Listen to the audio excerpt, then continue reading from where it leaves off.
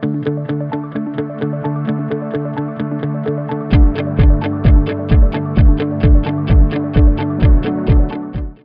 and welcome to Beyond Fear to Freedom podcast. I'm Debbie G, the founder, and I have a really special guest today. His name is Steve Snyder. Hi, Steve. How you doing? Well, thank you. Yeah.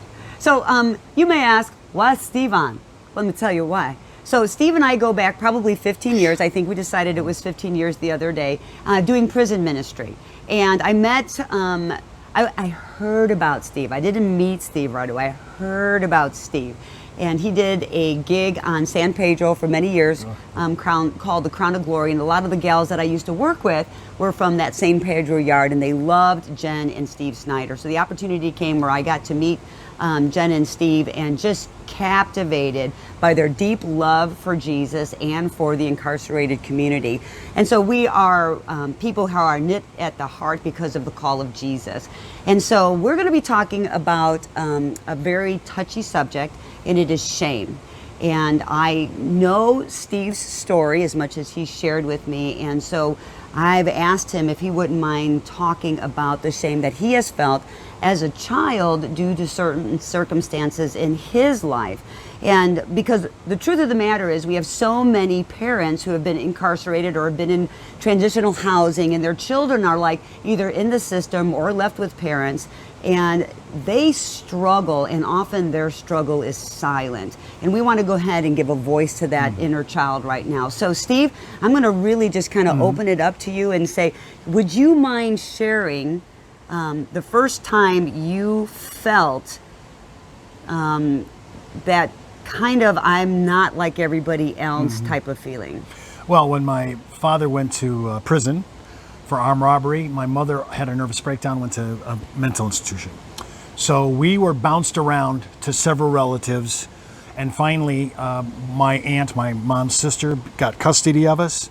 She couldn't handle us either, just too much. Who's we? My sister and I. Okay. We had three, but my brother was so small they didn't think it would be a problem to stay with one of the family members, which he did.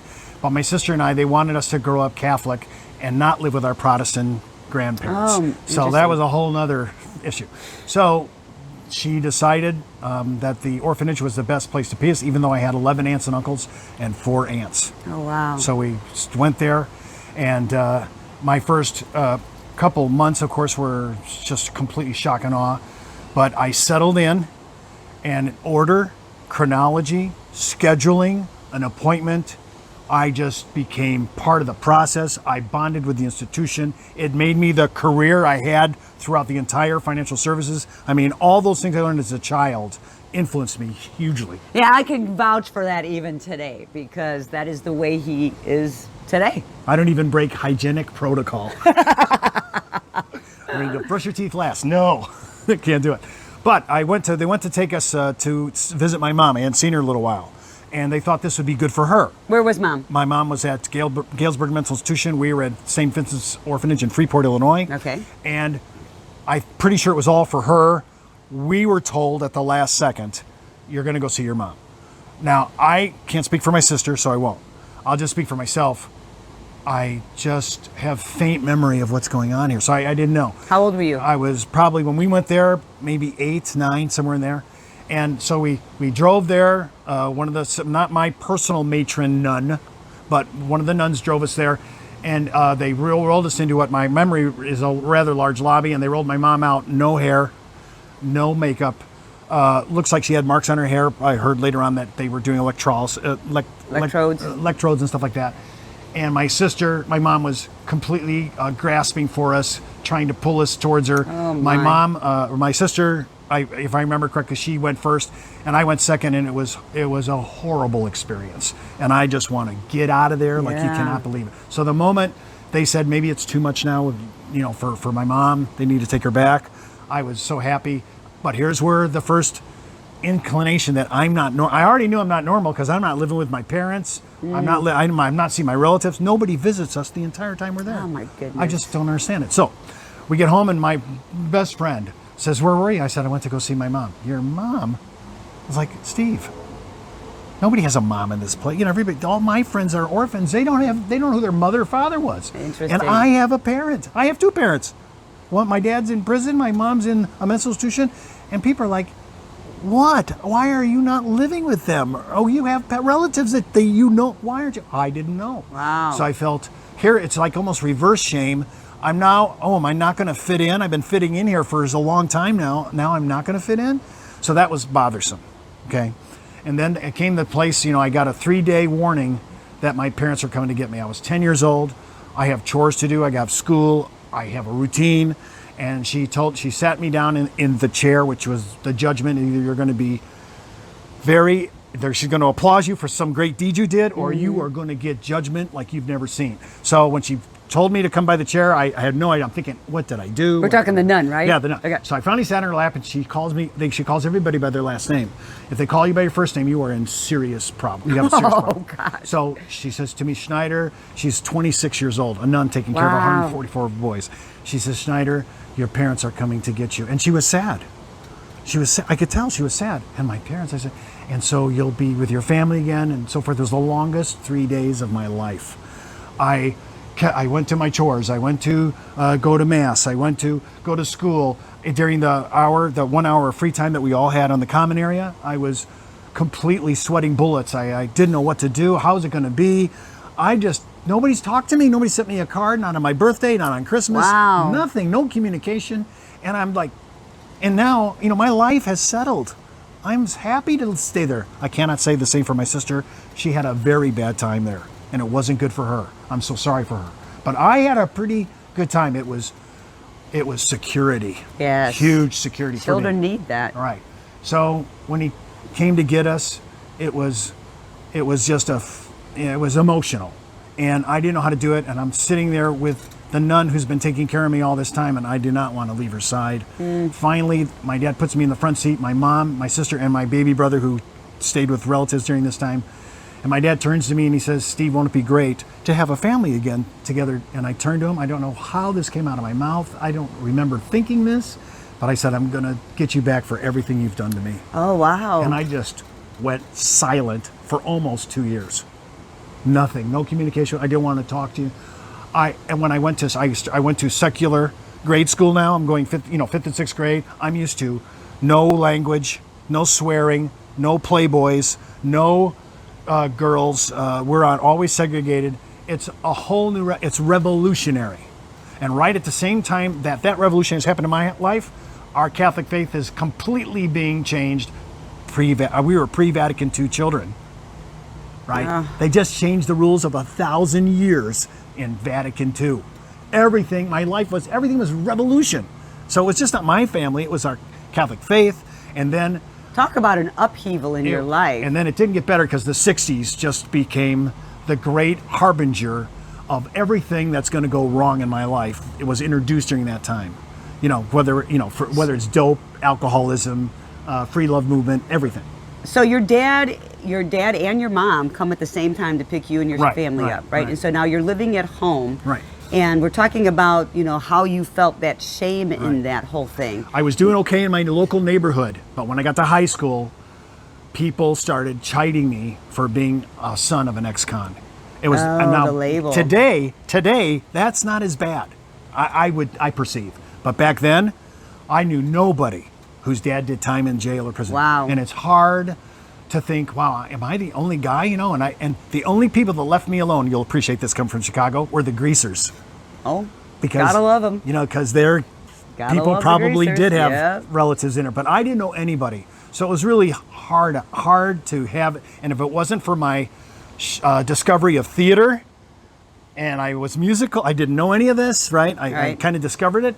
I started to get left alone because I was moving not very far, I must say, up the pecking order of my little society in my school. Not much though, but enough to I felt it. And then my parents started having problems again. And where did your dad end up going? He went to Joliet State Penitentiary. No. My mom had her second nervous breakdown. Okay. She went back to Galesburg. She was gone for, I want to say 6-8 weeks. She came back. They went into a monster fighting all the time. I took my rosary, my holy cards, my catechism, everything, placed it on my bed and prayed to God from like 9:30 at night till 4 in the morning when my dad walked out. And I took all my gear, my God gear, as I called it, Uh-huh. and I tossed it in the garbage and never went to mass again. That Wow. was it for me. I Done. Done with God, done with my parents. And then we had to go to custody court, which back then was women always got it, the child, right? Yeah, and look at your mom. And I don't want to be with either one of them. I just want out. Yeah, and I think one of the things that we had talked about is the struggle that children go through when parents have done something that it's an injustice to a child. It's just an injustice to a child. What happened to you is an injustice. We've got a flock of kids who have been dealt hands because of parents' choices, which is one of the things that we're trying to do with BFF is to redeem our forgotten generations, is to be able to let adults recognize their issues so that they pour wholeness and health and allow their children to have a voice and not grow up with all this shame. And if they have shame, to be able to work it out and not bring that along in their lives. I mean, look at you. How old were you when your parents came and got you from the orphanage? 10.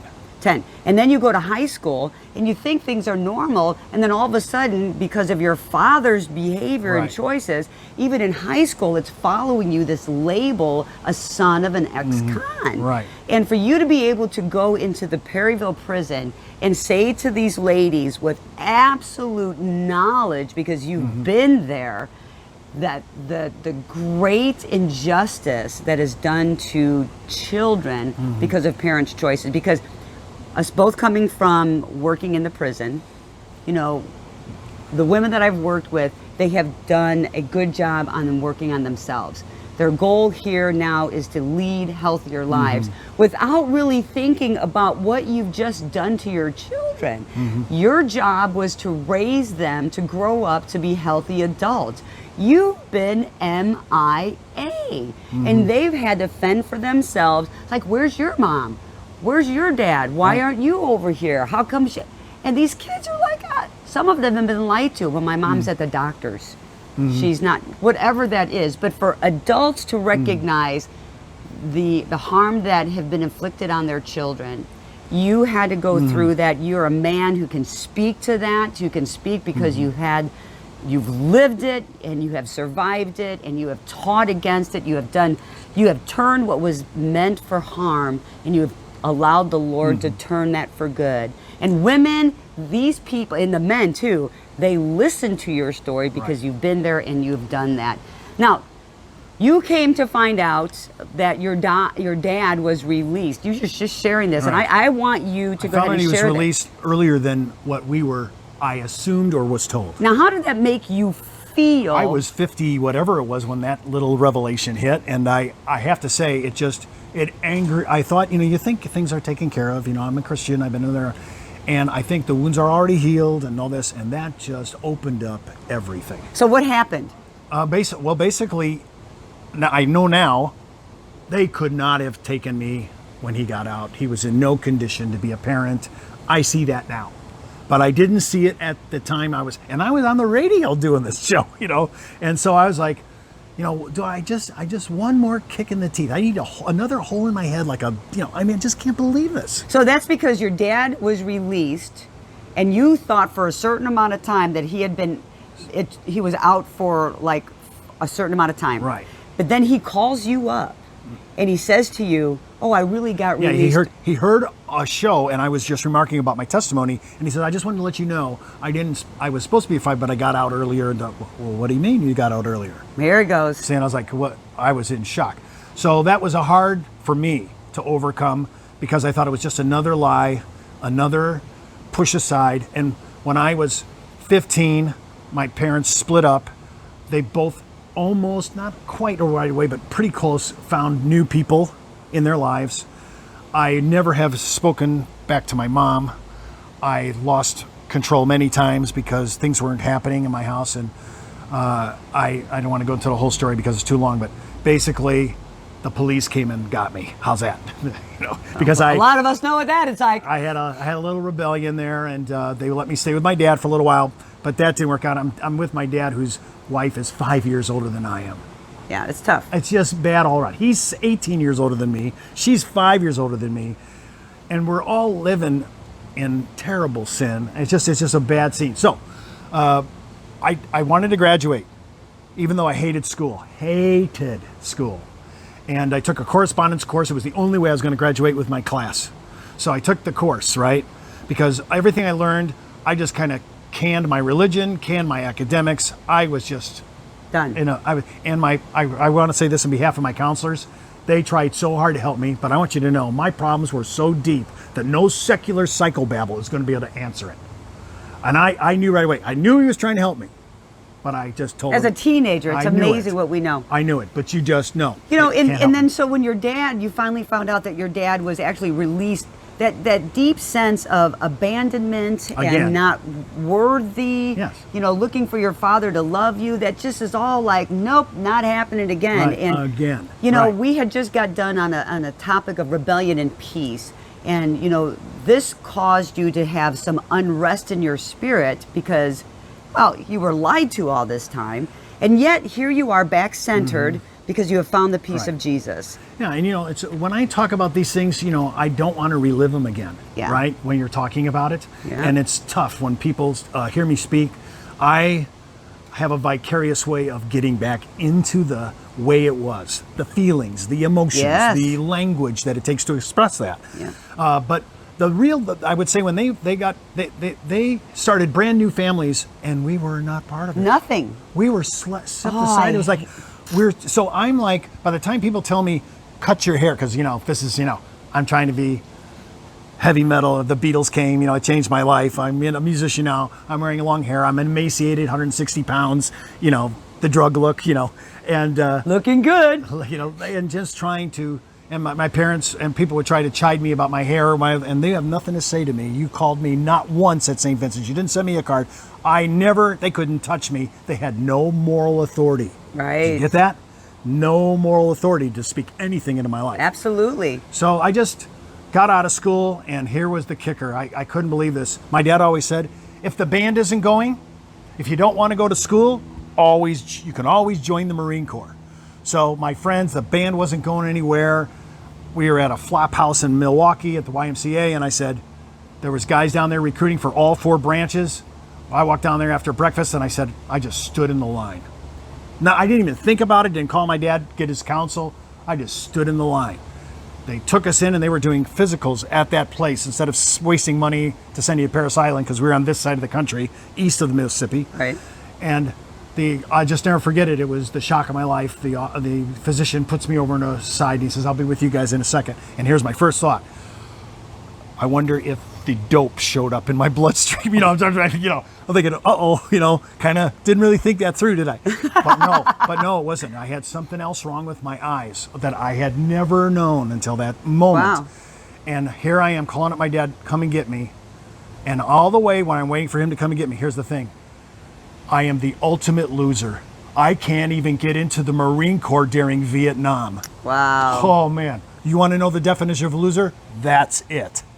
And that stuck with me as an unbeliever. You have no idea how I saw that as the most. Now it's the cap to my entire loser life. Yeah. Right? It's just the. You know, So and we will interview you to hear the rest of the story sorry. because we really want to do that. But I just want to thank you for sharing this really deep issue with us. I think it's important that we hear it because I know we all have our stories of shame, and we want you to know that shame doesn't have to rule your life. We see that God has done a good thing in Steve's life, and in that he has raised how many children? 6. He's got 6 children. And let me tell you, he has been a phenomenal dad. He's a wonderful grandfather. He's leaving a legacy that said that the past that he experienced is not going to dictate neither his future or the future of his children. Don't you want that for your family as well? Well, thank you for joining us here at Beyond Fear to Freedom. Don't let shame be the one that stops you from moving forward in God. Shame has no place for a believer. Remember that there is no condemnation for those of us who believe in the Lord Jesus Christ. We'll look forward to seeing you again. Have a good night. Bye.